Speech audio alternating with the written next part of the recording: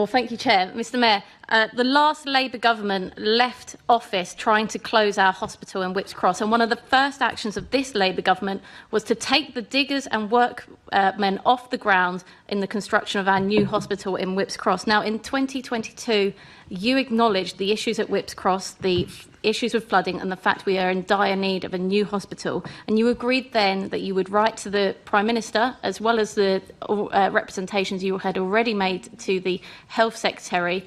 Will you again make those representations for the much needed hospital that we need at Whipps Cross, which is being agreed on a cross-party basis and continues to be lobbied for? Well, Chair, the member referred to the previous government, so it's relevant to my answer. The previous government promised 40 new hospitals. 40, not 5, not 10, not 20, 40. How many of those new hospitals have been delivered, including Whipps Cross?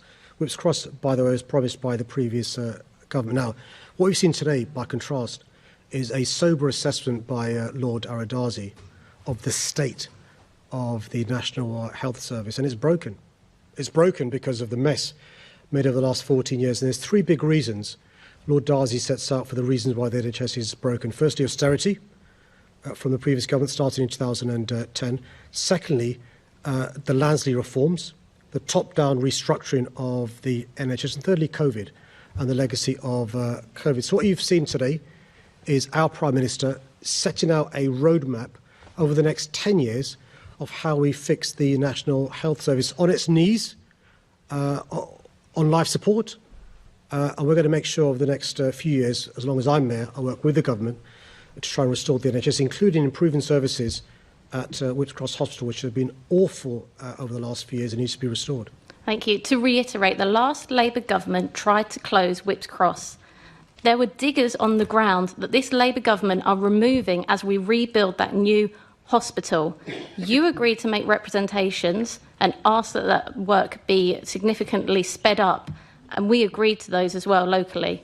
I was happy to hold the Conservative government to account. Will you hold the Labour government to account? Well, I would suggest the member reads the Darzi report today. I've read it, and it's shocking.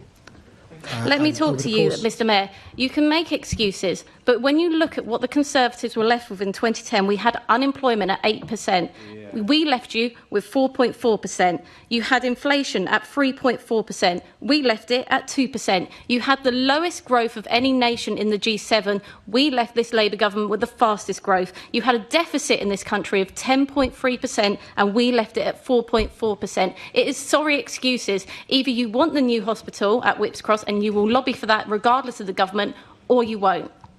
Well, Chair, it's relevant to the answer because the members referred to the last government.